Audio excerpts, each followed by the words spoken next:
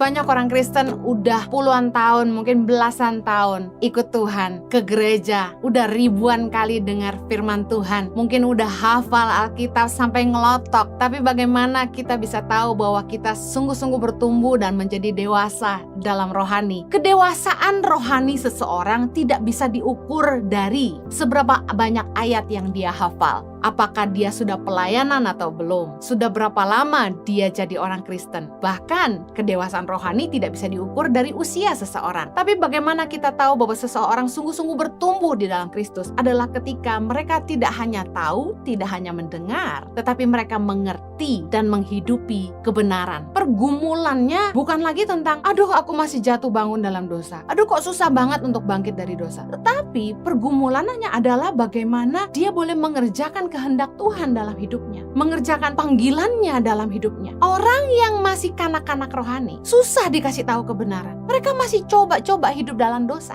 Orang yang dewasa punya panca indera yang terlatih, langsung ngerti ini baik, ini jahat, ini boleh, ini nggak boleh, ini benar, ini tidak. Tapi kalau ada orang Kristen yang masih terus cari-cari ayat untuk membenarkan tindakannya, itu namanya belum dewasa rohani. Kalau Anda orang Kristen yang dewasa, bedakan, oh itu kotor, saya nggak mau. Jangan punya mental tikus, gak peduli kotor, yang penting hidup. Oh sorry, ini uang kotor, saya gak mau. Mendingan hidup sederhana daripada kita mengotorkan tangan kita. Terjaga kekudusan. Berintegritaslah, dilihat atau tidak dilihat orang. Jangan punya mental tikus. Oh tidak ada yang lihat, sikat.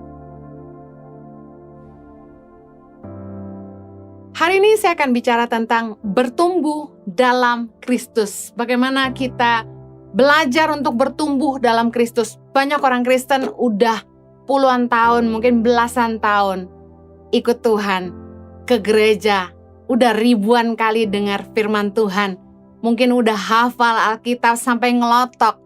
Tapi bagaimana kita bisa tahu bahwa kita sungguh-sungguh bertumbuh dan menjadi dewasa dalam rohani? Mari kita lihat 3 tanda kedewasaan rohani. Yang pertama, mengerti dan menghidupi kebenaran. Yang kedua, tidak hidup untuk diri sendiri. Tanda kedewasaan yang ketiga itu fokus pada hal-hal yang esensi. Kita akan bahas yang pertama, bahwa orang yang dewasa rohani, yang sungguh-sungguh bertumbuh di dalam Kristus, adalah mereka yang mengerti dan menghidupi kebenaran. Salah satu hal yang membuat Yesus jengkel kepada orang-orang Farisi adalah mereka tahu Taurat, mereka tahu semua hukum perintah Allah dan sebagainya, tapi mereka tidak menghidupinya. Nah, kedewasaan rohani seseorang tidak bisa diukur dari seberapa banyak ayat yang dia hafal. Apakah dia sudah pelayanan atau belum? Sudah berapa lama dia jadi orang Kristen? Bahkan kedewasaan rohani tidak bisa diukur dari usia seseorang. Tapi bagaimana kita tahu bahwa seseorang sungguh-sungguh bertumbuh di dalam Kristus adalah ketika mereka tidak hanya tahu, tidak hanya mendengar, tetapi mereka mengerti dan menghidupi kebenaran. Ada pertobatan yang nyata dalam perubahan hidup mereka. Hidup mereka membawa keharuman pengenalan akan Kristus, sehingga orang bisa melihat bahwa hidupnya berubah sejak dia mengikut Kristus. Orang yang dewasa mampu menghidupi kebenaran karena dengan kesadaran penuh mereka menjauh dari dosa. Kalau ada orang Kristen yang sudah lama ikut Tuhan, tahu banyak firman Tuhan, ke gereja bolak-balik, tapi tetap jatuh bangun dalam dosa, saya ragukan. Karena pergumulan orang dewasa harusnya udah beda, bukan lagi jatuh bangun dalam dosa. Ibrani 6 ayat yang pertama bilang gini, sebab itu marilah kita tinggalkan asas-asas pertama dari ajaran tentang Kristus dan beralih kepada perkembangannya yang penuh. Janganlah kita meletakkan lagi dasar-dasar pertobatan dari perbuatan-perbuatan yang sia-sia dan dasar kepercayaan kepada Allah, yaitu ajaran tentang pelbagai pembaptisan, penumpangan tangan, kebangkitan orang-orang mati, dan hukuman kekal. Dan itulah yang akan kita perbuat jika Allah mengizinkannya.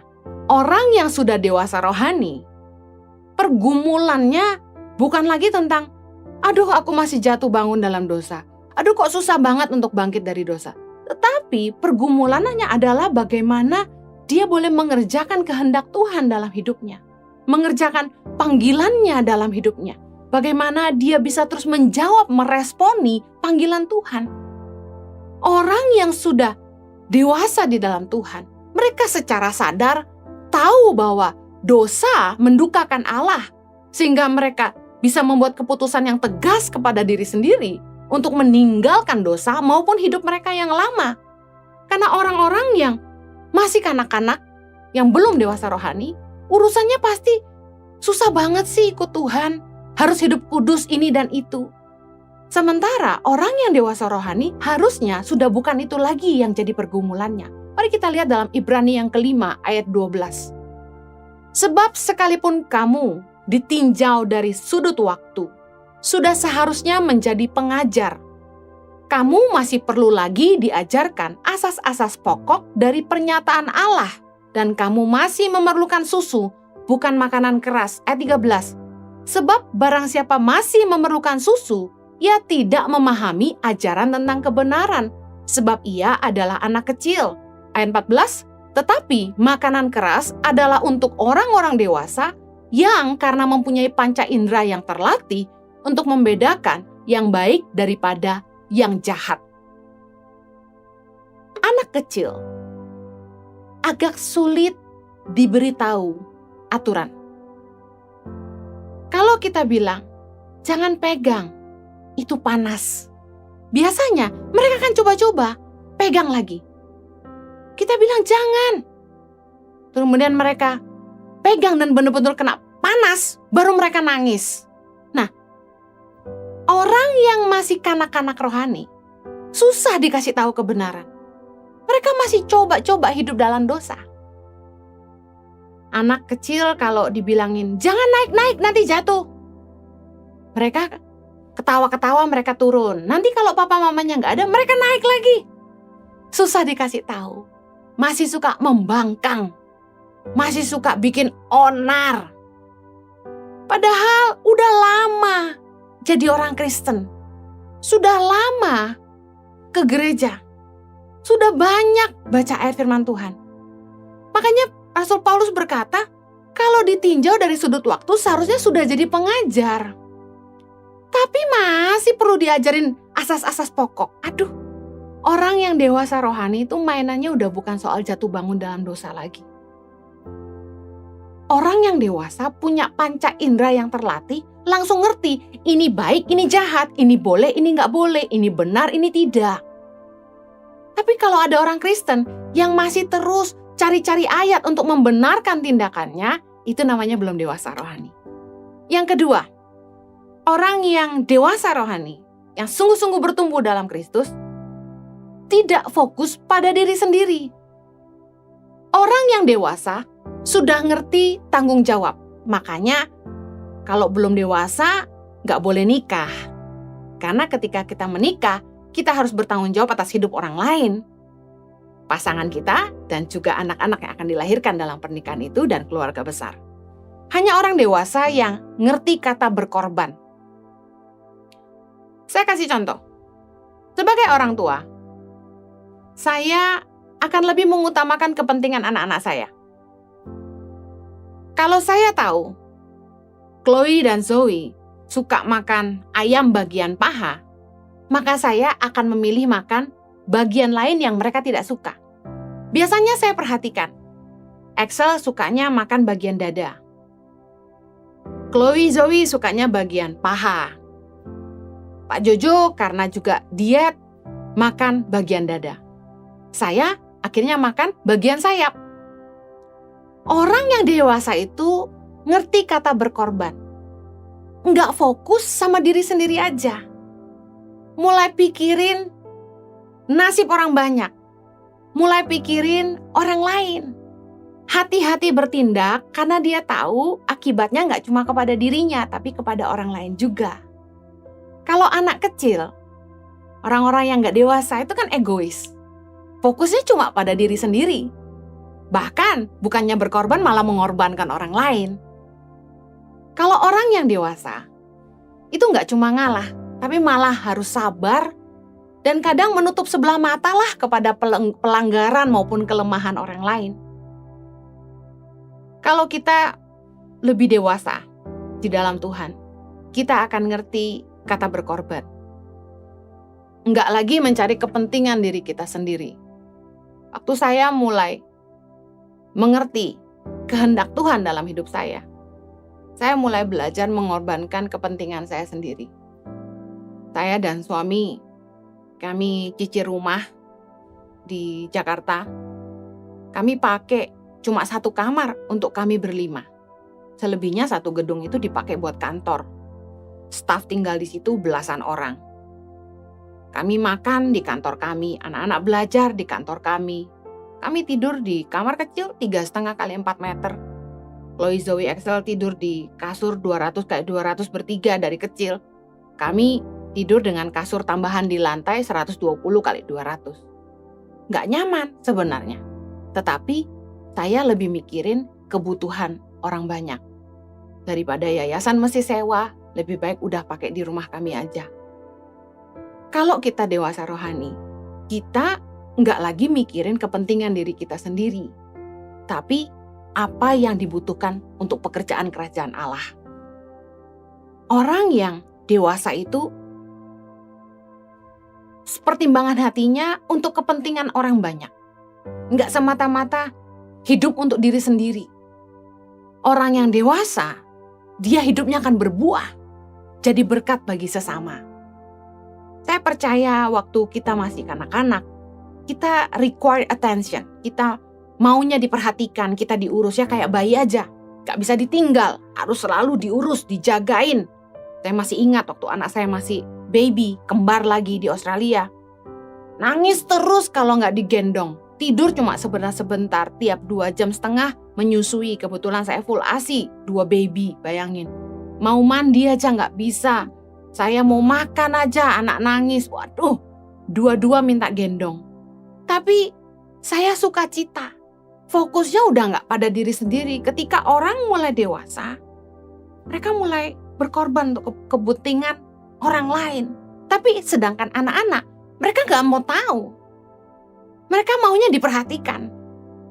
Nah, orang yang dewasa rohani, hidupnya berbuah. Jadi berkat bagi sesama. 1 Korintus 10 ayat 24. Jangan seorang pun yang mencari keuntungannya sendiri, tetapi hendaklah tiap-tiap orang mencari keuntungan orang lain. Ayat 31, 1 Korintus 10 ayat 31. Aku menjawab, jika engkau makan, atau jika engkau minum, atau jika engkau melakukan sesuatu yang lain, lakukanlah semuanya itu untuk kemuliaan Allah. Yang ayat 33. Sama seperti aku juga berusaha menyenangkan hati semua orang dalam segala hal.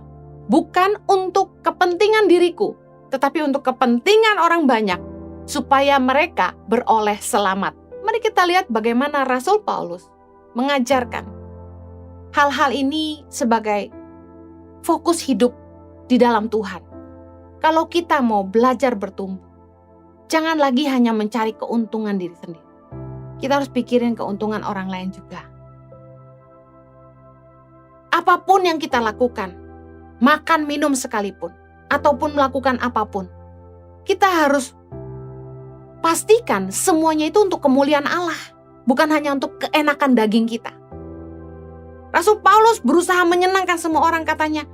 Bukannya dia nggak peduli sama keinginan dia sendiri, tapi dia mikirin kepentingan orang banyak supaya mereka beroleh selamat. Apa maksudnya? Banyak orang Kristen yang begitu egois. Mereka ngambil keputusan, mereka jalani hidup mereka tanpa peduli apakah tindakan mereka jadi batu sandungan buat orang lain. Orang yang dewasa dalam Tuhan, apa saja yang mereka lakukan, mereka selalu pastikan, ini jadi berkat nggak? Jadi batu sandungan nggak? Berguna nggak? Membangun nggak? Nggak semata-mata, ya suka-suka aku, mau-mau aku. Ada teman-teman sesama pelayan Tuhan yang seringkali posting, mereka punya hobi minum minuman keras. Saya nggak masalah dengan hobi Anda masing-masing. Tapi kalau Anda seorang pemimpin di tengah jemaat, Harusnya Anda hati-hati dengan apa yang Anda posting di sosial media. Apakah itu membangun, apakah itu jadi batu sandungan. Kalau Anda lagi ngajarin orang supaya enggak agamawi, bukan begitu caranya. Tapi saya yakin kalau orang mau dewasa, mereka ngerti. Mereka punya panca indera yang membedakan yang baik dan yang jahat, kata firman Tuhan. Kalau kita dewasa dalam Tuhan, kita tuh nggak punya mental tikus. Apa itu mental tikus? Tikus tuh nggak peduli, kotor yang penting hidup. Kalau kita mau dewasa, jangan lagi hidup di tempat yang kotor. Tikus itu kalau nggak ada yang lihat, dia sikat, ya.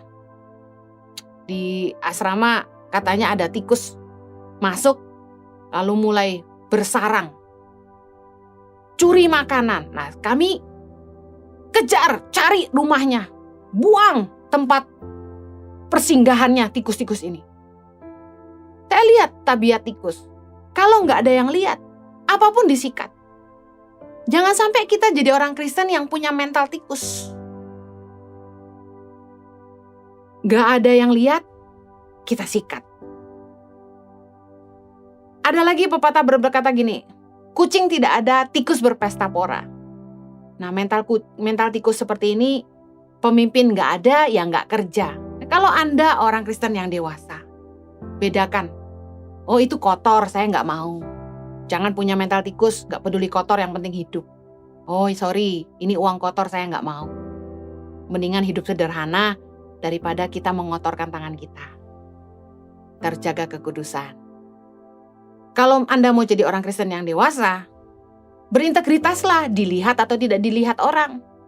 Jangan punya mental tikus. Oh, tidak ada yang lihat, sikat. Kalau Anda mau jadi Kristen yang dewasa, di tempat kerja, meskipun pemimpin tidak ada, kerja sungguh-sungguh.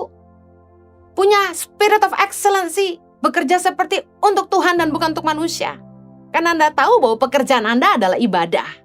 Pekerjaan kita adalah pelayanan. Jangan kayak tikus, kucing gak ada, berpesta pora.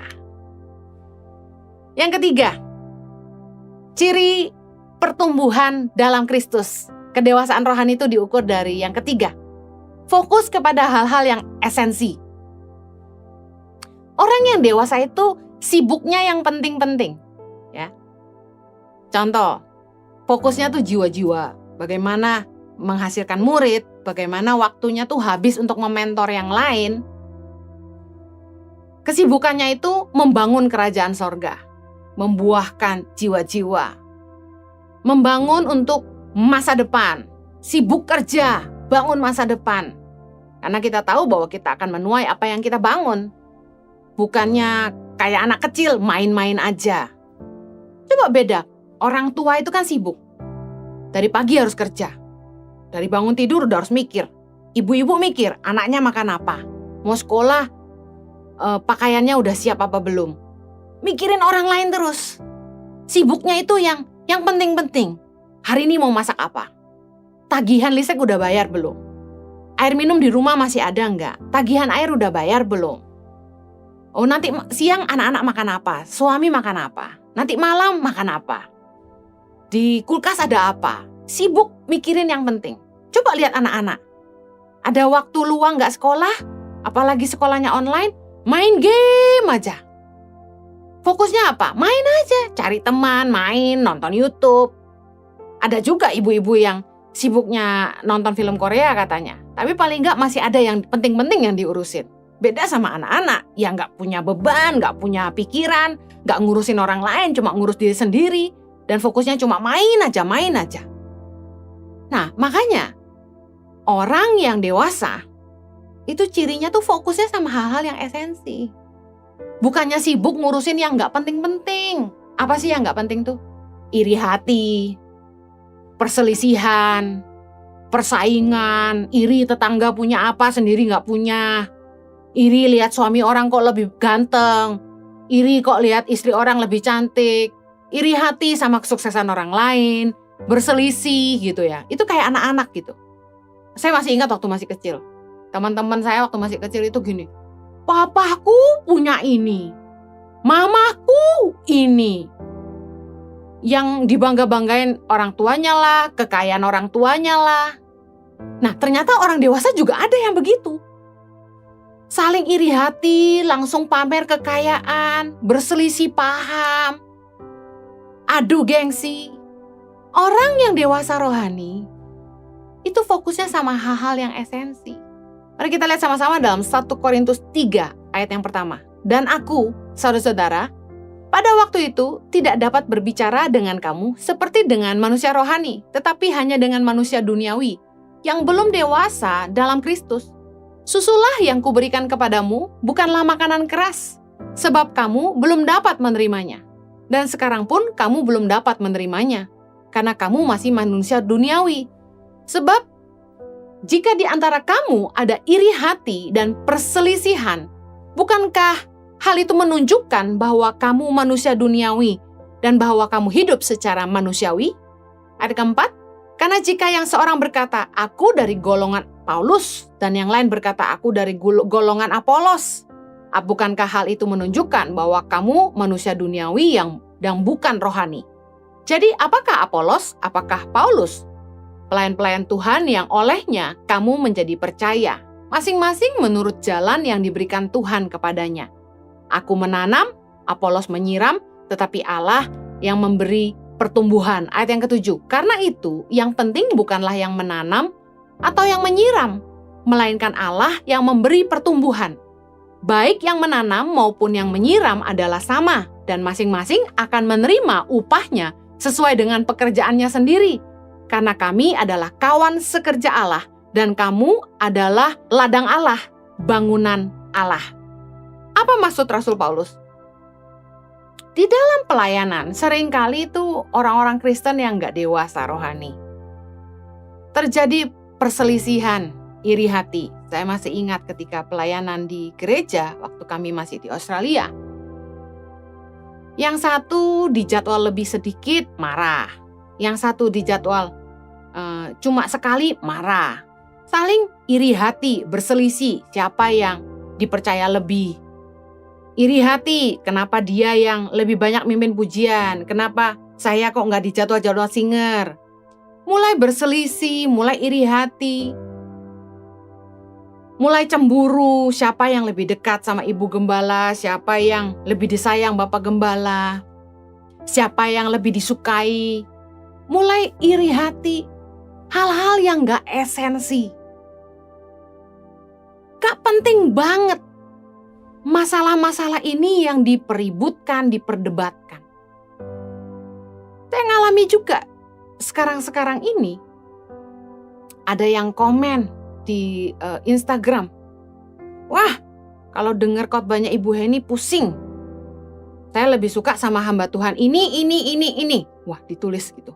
Gak cuma satu, beberapa. Bukankah mirip seperti para pengikut Paulus dan Apolos? Mereka saling berselisih paham. Aku pengikut Apolos. Yang satu bilang, aku pengikut Paulus. Ribut. Siapa pengikut siapa? Padahal kata Rasul Paulus. Jadi apakah Apolos? Apakah Paulus? Pelayan-pelayan Tuhan yang olehnya kamu menjadi percaya, masing-masing menurut jalan yang diberikan Tuhan kepadanya. Setiap orang itu penerimaannya beda. Kalau mereka lebih bisa mengerti kebenaran dengan cara hamba Tuhan A, ya biar saja. Kalau mereka lebih bisa mengerti kebenaran dengan cara hamba Tuhan B, ya puji Tuhan. Karena bukan urusan siapa yang nanam, siapa yang nyiram, tapi Allah yang memberi pertumbuhan. Hal-hal yang gak esensi ini gak perlu diperdebatkan. Saling iri hati, sesama perempuan, sesama sosialita. Ngapain? Saya sampai kadang-kadang tuh gak habis pikir sama ibu-ibu yang cerita ke saya soal masalah-masalah selisih paham dan iri hati ini.